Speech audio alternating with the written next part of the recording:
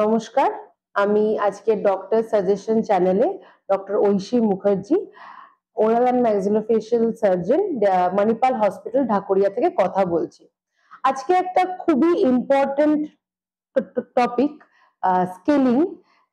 Scaling কেন, scaling কি, scaling কখন কখন করা উচিত, আর মোস্ট ইম্পর্টেন্টলি আদৌ করা উচিত নাকি, সেই ব্যাপারে একটু কথা বলবো। সব থেকে কমন কোয়েশ্চেন আমি যেটা পাই সব পেশেন্টদের কাছ থেকে, সেটা হচ্ছে যে স্কেলিং করলে কি দাঁত নড়ে যাবে, স্কেলিং করলে দাঁত কি পড়ে যাবে, এইগুলো সব থেকে বেশি আমাকে পেশেন্টরা ফার্স্ট জিজ্ঞেস করে। এটা অ্যাকচুয়ালি একদমই একটা ভুল কথা। স্কেলিং মানে কি? স্কেলিং হচ্ছে একটা টার্ম যেটা আমরা ইউজ করি যে দাঁত পরিষ্কার করার জন্য, আর কিন্তু কিছুই না। যত উইথ এজ, যত সময় যায়, আমাদের মুখে যাই আমরা খাই, আমাদের দাঁতের ফাঁকে ফাঁকে অনেক গ্যাপ থাকে, কারোর দাঁত সামনে পিছনে থাকে, উঁচু নিচু থাকে।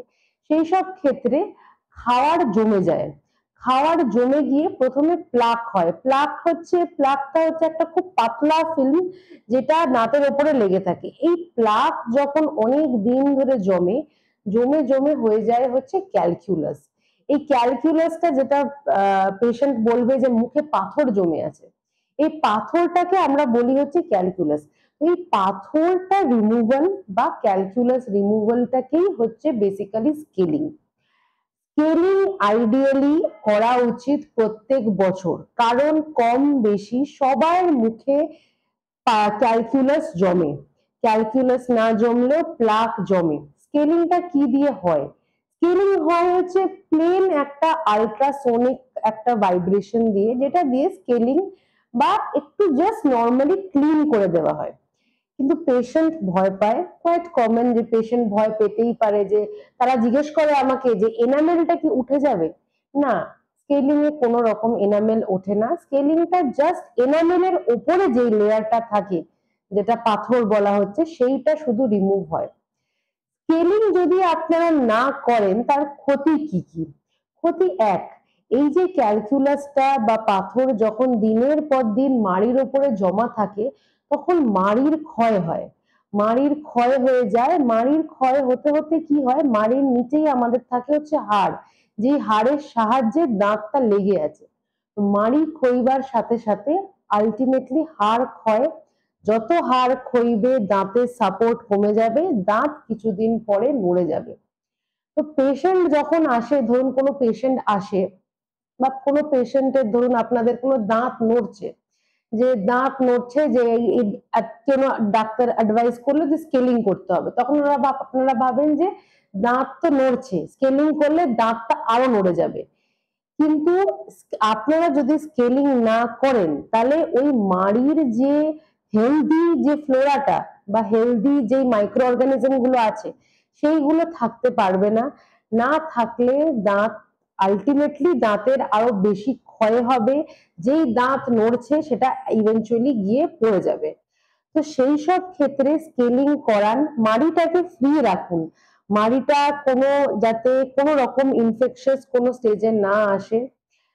স্কেলিং করালে অনেক বেশি হাড়, যাদের কোনো ডায়াবেটিস নেই বা কোনো রকম মানে মরবিডিটি, মানে যেরকম হাইপারটেনশন, থাইরয়েড, ডায়াবেটিক বা অন্যান্য যে কোনো, ধরুন যারা যারা অনেক বছর ধরে কোনো ওষুধ খাচ্ছেন, যাদের এই সব প্রবলেম নেই, সেই সব ক্ষেত্রে তো স্কেলিং করার পরে বোন গ্রোথ হয়, তাতে দেখবেন অনেক বেশি লাভ হচ্ছে।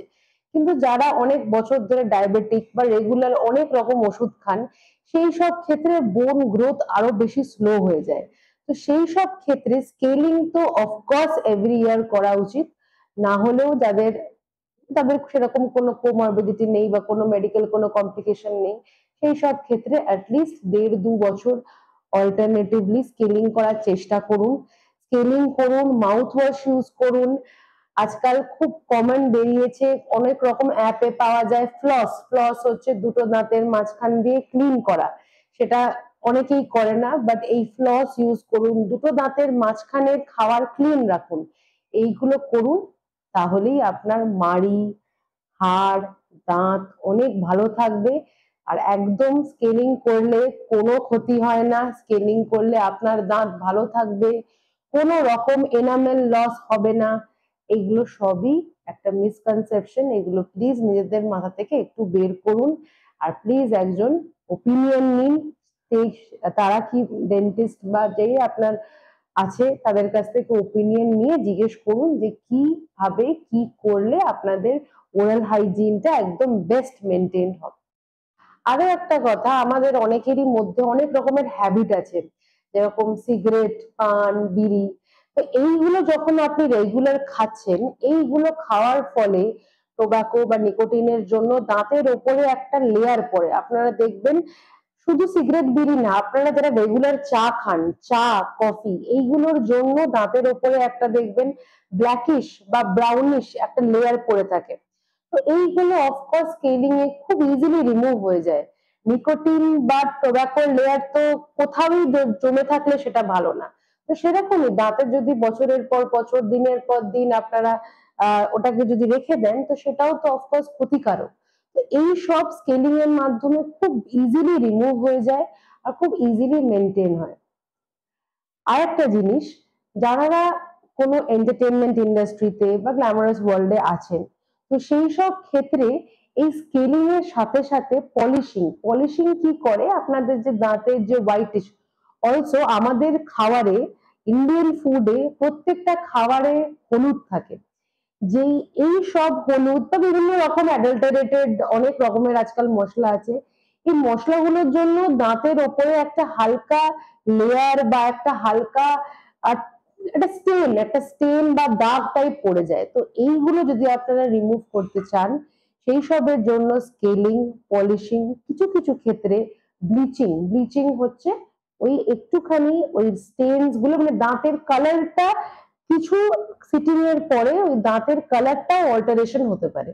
তো এইগুলোর জন্য অফকোর্স ওপিনিয়ন নিন। যদি মনে হয় আপনাদের দাঁতের কালার হলুদ হয়ে যাচ্ছে বা যেরকম ছিল আগে সেরকম আর নেই, অনেক ডিটোরিয়েট করেছে, তো এইগুলোর জন্য নিশ্চয়ই একটা ওপিনিয়ন নেওয়ার চেষ্টা করুন। নমস্কার। চিকিৎসা এখন হাতের মুঠোয়। দেখতে থাকুন দ্য ডক্টর সাজেশন। লাইক আর সাবস্ক্রাইব করতে ভুলবেন না।